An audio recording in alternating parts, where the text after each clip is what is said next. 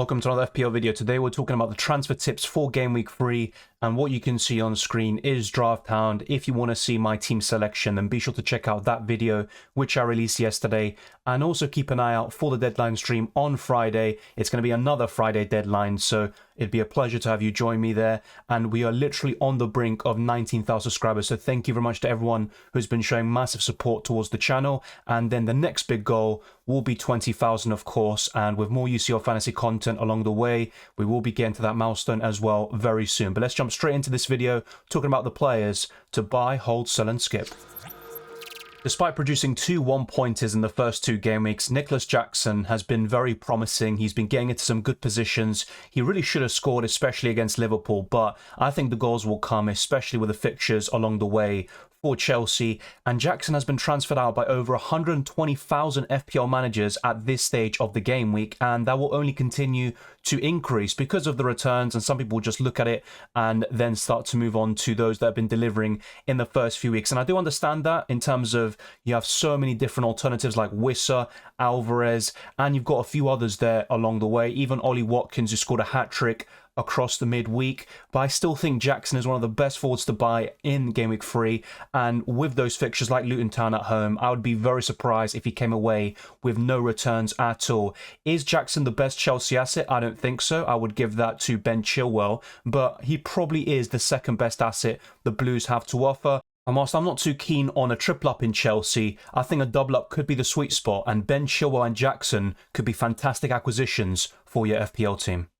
Mbeumo is the most transferred in player so far this week, with over 800,000 managers transferring him in. He's going to become a template pick with those fixtures, being on penalties, and the form he's showing. And you look at some of the stats as well, an expected goals figure of 2.6. Bear in mind, a lot of it will come from the 2 penalties he has accumulated over the first 2 game weeks. And I don't believe they were penalties, but that is the beauty of having penalty takers in your team. He's had 4 big chances. He's created a chance there, and he also has had a decent number of shots in the box, 6 there, 6 overall, and 5 on target. The most important thing though is the FPL points, a 16 pointer in Game Week 2 and 3 goals in 2 games. It doesn't get much better than that, and a bit of an unpopular opinion, I think Mbeumo could blank in Game Week 3, but he is still someone I'm looking to buy in the long term.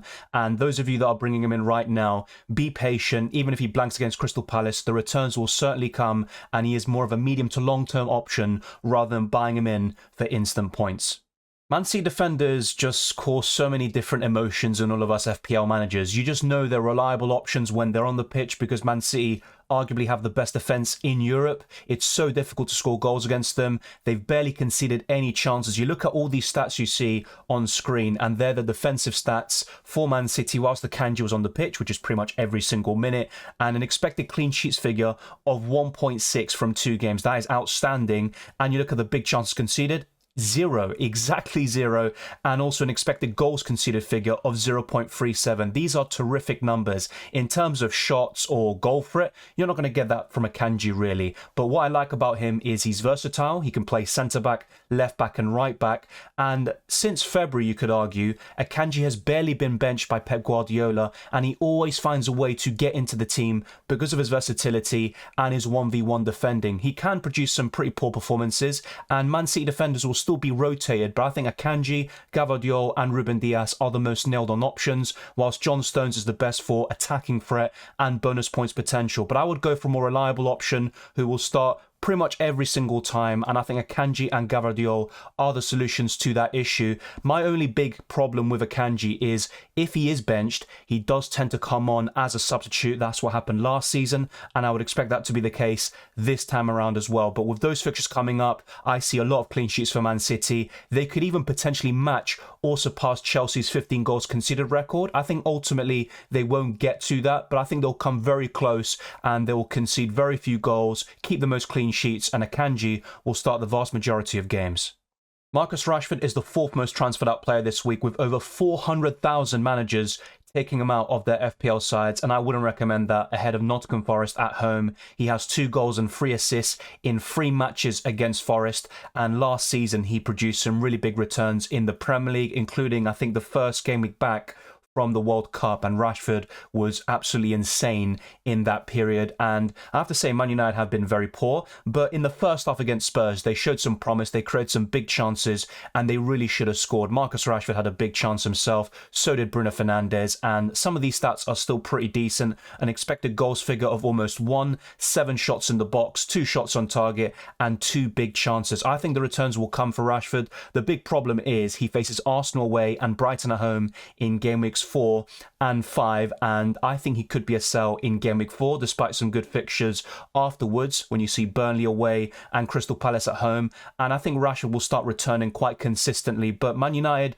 just seem very lackluster in the attack. They don't have those connections, they're not playing free-flowing football, and they are struggling to score goals as a result. But I think Rashford will start returning, but he is more of a sell in game week 4. At this moment in time, facing Nottingham Forest at home, he is definitely a keep, and I think he will return.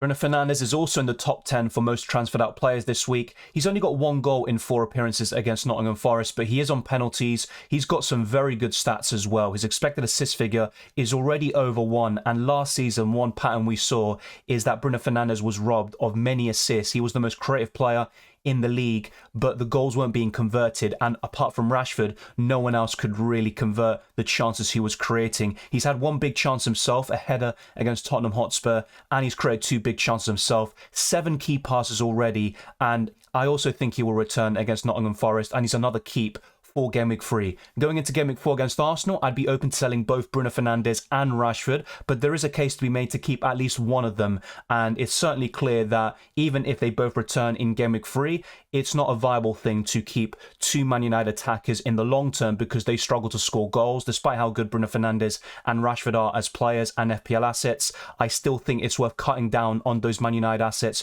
particularly in the offensive positions. But in game week 3, I will hold on to both of them for one last time, and then in game week 4, you have a decision to make. Do you sell both? Do you sell one? What do you do? And I personally would be looking to sell at least one of them, if not both. And that's something I'll talk about in future team selection videos as well. But I think Bruno Fernandes is definitely worth keeping in game week 3.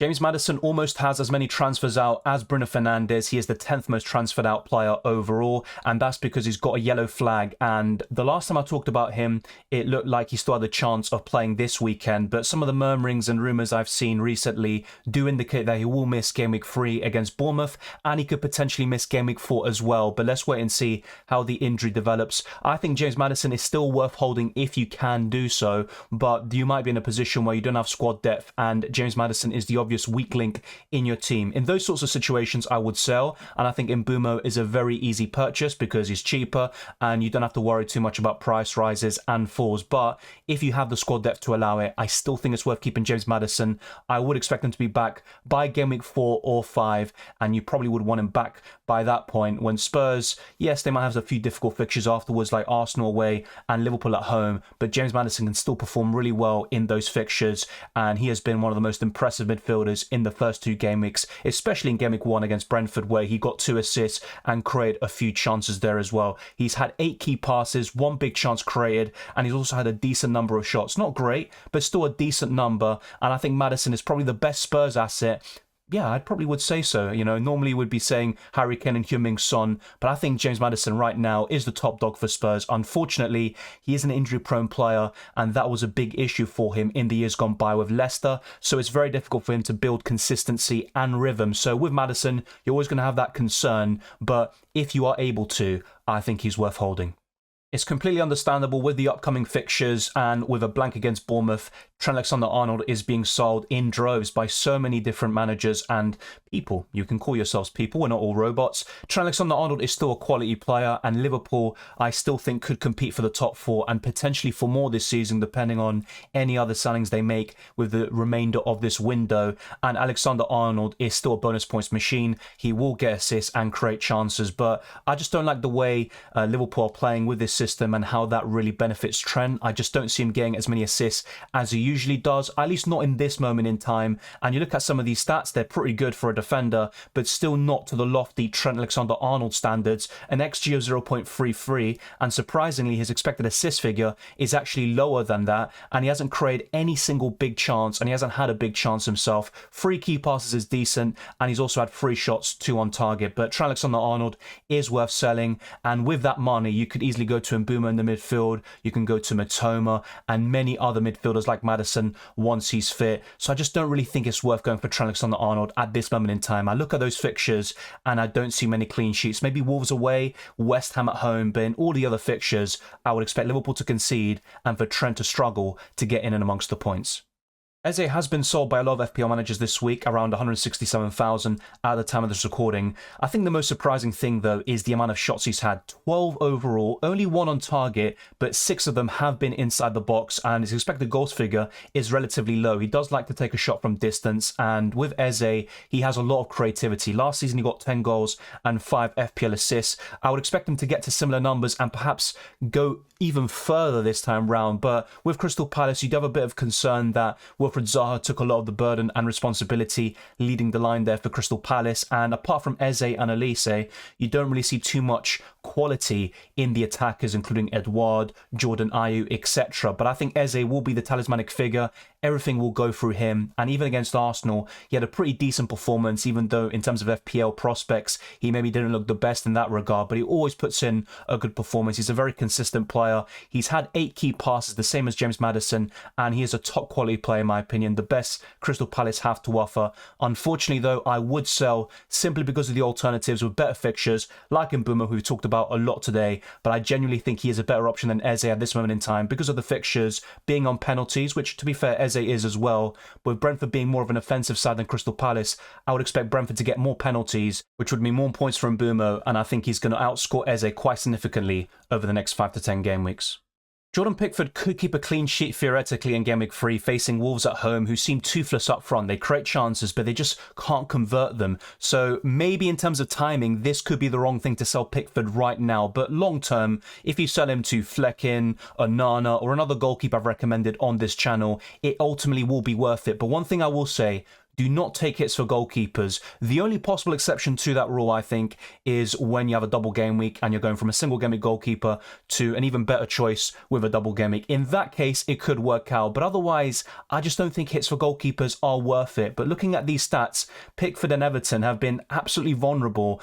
And I've never been a fan of him, even in pre-season when he was one of the template picks. I'm not saying I'm right and you're wrong. It's just a genuine opinion. And with Everton, it looks like they're going to struggle massively this season, and they have some very weak links in the back line. So you look at the expected goals conceded figure, almost 4 in 2 matches, 7 big chances created, and to put into perspective, Man City, who of course are the best team in the world, they've conceded 0 and Everton have conceded 7, and the expected clean sheets figure is 0.37, 22 shots conceded, and also conceding 5 goals. So it's not looking good for Everton, but I have to say there could be a clean sheet on the cards in the next 2 game weeks. But regardless of that, I would still sell Pickford. I just don't think it's worth keeping him, and there are much better alternatives around the same price, and even for 0.5 million more, I think it's worth the extra money to go for Onana. We are now in the final section of this video, the skips, and this tends to have the most contentious picks of the lot. I'm not saying Udogie is a bad pick, and amongst 4.5 million defenders, he's definitely one of the more attractive ones, but I'm looking at Udogie, and I'm not expecting too many clean sheets for Spurs. They kept the clean sheet against Man United, but I think Man United really were wasteful in front of goal, particularly in the first half, and Spurs seem to always leak opportunities, and they might keep more clean sheets than I expect, especially with some of these great fixtures coming up, but I would also expect and anticipate some rotation for Udogie, maybe with Ben Davies, for example. And despite his attacking potential, and I have to say he's a very promising young defender, I still think it's worth going for Rico Henry instead, around 4.5 million, potentially Colwill as well. But I'm mainly looking at Rico Henry as the standout 4.5 million defender, and Udogie I think is significantly behind in terms of clean sheet prospects and also in terms of being nailed on as a 4.5 million defender. I could be completely wrong about this. Let me know if you disagree down in the comment section below. He is a good option, but I would be careful about rotation and clean sheets. I was quite keen on Gakpo despite the positional change to a forward, and he also had a price decrease to 7.5 million, but so far he's playing in a midfield role. Yeah, he's classified as a forward in FPL. So Diogo Jota, Luis Diaz are far more attractive options for the Liverpool midfield.